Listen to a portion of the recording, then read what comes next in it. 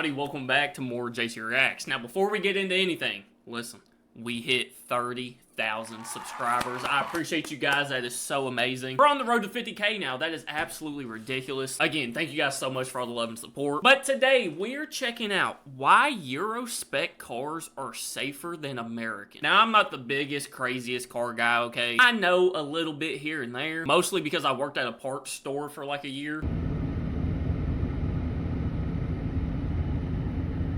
Jesus. So I can halfway like identify most car parts. You need me to fix it, that's another story, okay? But I always hear these debates about European cars and American cars, which one's better, and just little things that are different between the two. And today we're gonna check some of those out. If you're new to the channel, hit the subscribe button, drop a like if you want to see more videos like this. But other than that, let's get on up into it. North American spec cars and European spec cars. Ooh, a Grand Marquis, dude. These cars are absolute tanks. My dad had one of these, and he swerved to miss a drunk driver and ran one of these slick through a telephone pole. Literally backed up, like folded a telephone pole in half. He backed up. There was like a little dent in the front bumper. That was it. These things are absolute units. There's a lot of differences between North American spec vehicles and European spec vehicles. And I don't mean just the size or the types of vehicles offered, but actually the legal and regulatory differences between North American spec cars and European spec cars. Okay. It's something that the average consumer probably doesn't know, but car enthusiasts know about these differences, and we often refer to EU spec or rest of world spec versus North American spec. Yeah. Today I want to cover the differences between North American spec vehicles and European spec vehicles, and why I believe European spec vehicles are actually safer than North American spec vehicles because of these differences. Really? So the European is considered a lot safer, okay. So let's jump into it.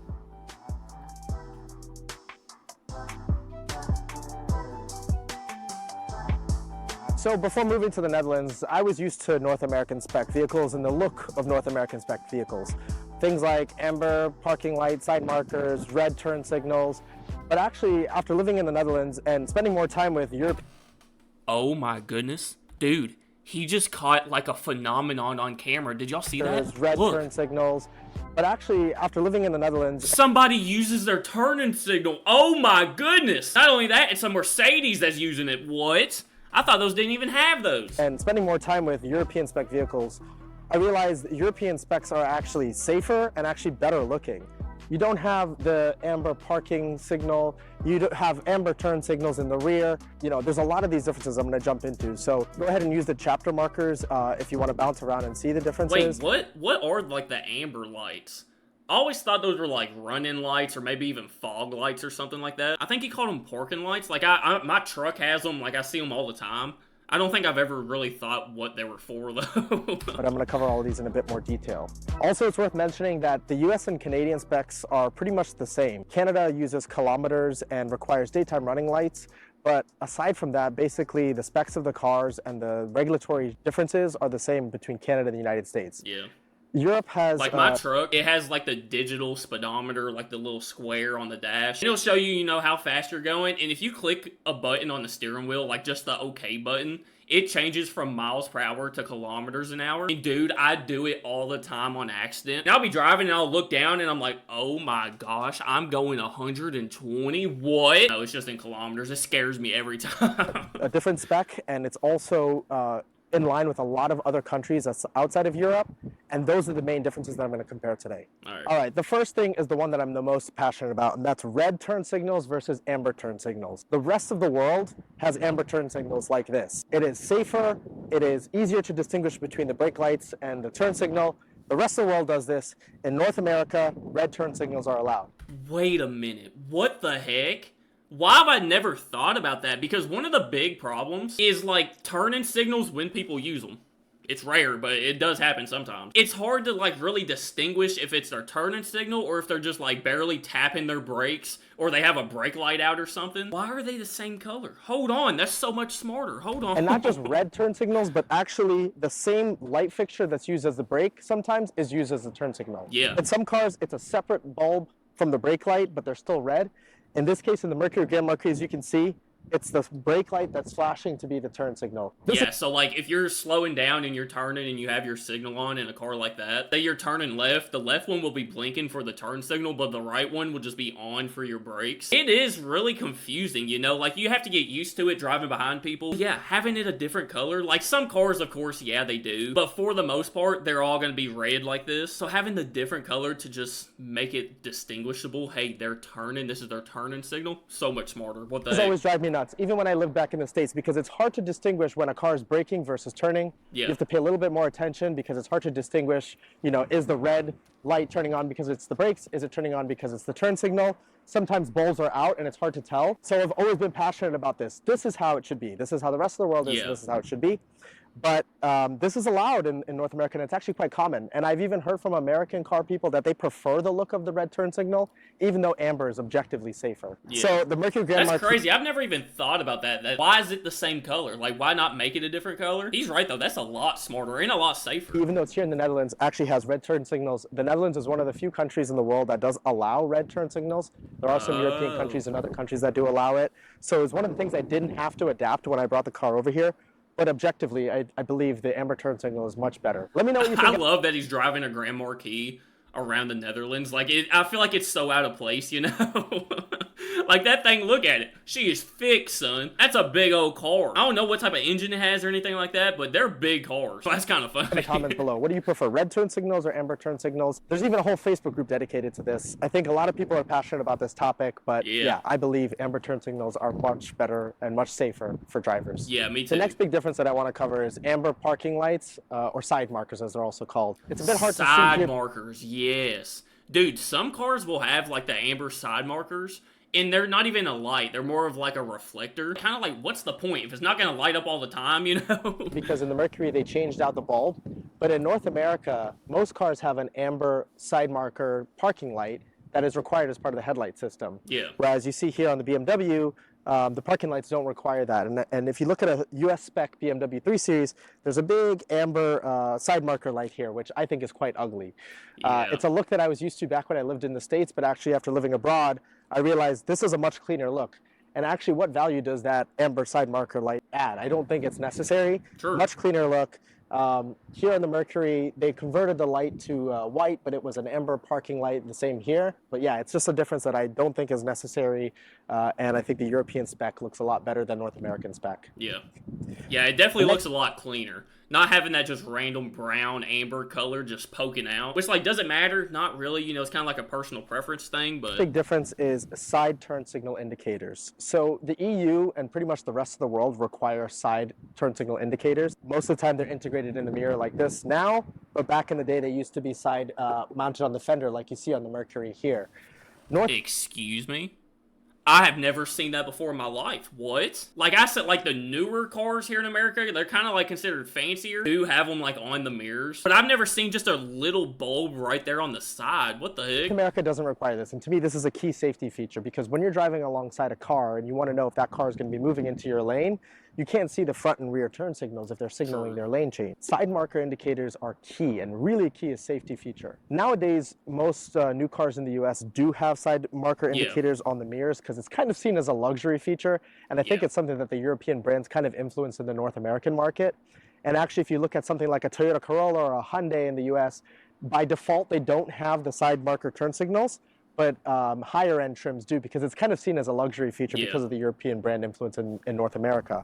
But I do think this is a really key safety feature that should be required on all vehicles around the world, and it surprises me that in North America it's not a safety requirement, it's not a required feature at all. Yeah, he's right. Like if you're next to somebody like in a 2-lane or something, and they don't see you, like maybe you're in their blind spot or something, and you have no idea if they're signaling to get over, if they don't have it like right there on their side mirror. So dude, that's like, I feel like it should be a requirement almost, you know? Next thing I want to cover is rear fog lights. So in the EU and most other markets around the world, rear fog lights are a required feature or are just featured on cars. Yeah. And they're usually on the driver's side or the center point of the vehicle.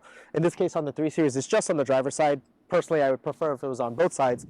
But wait, there's just one of them? What the heck? This helps with rearward visibility in poor conditions such as fog or heavy rain. And this is a really key safety feature that I wish was available or actually required in the United States and Canada, because I've been in many situations in Florida in really heavy rain where you can't see very far in front of you. You can't see the car in front of you.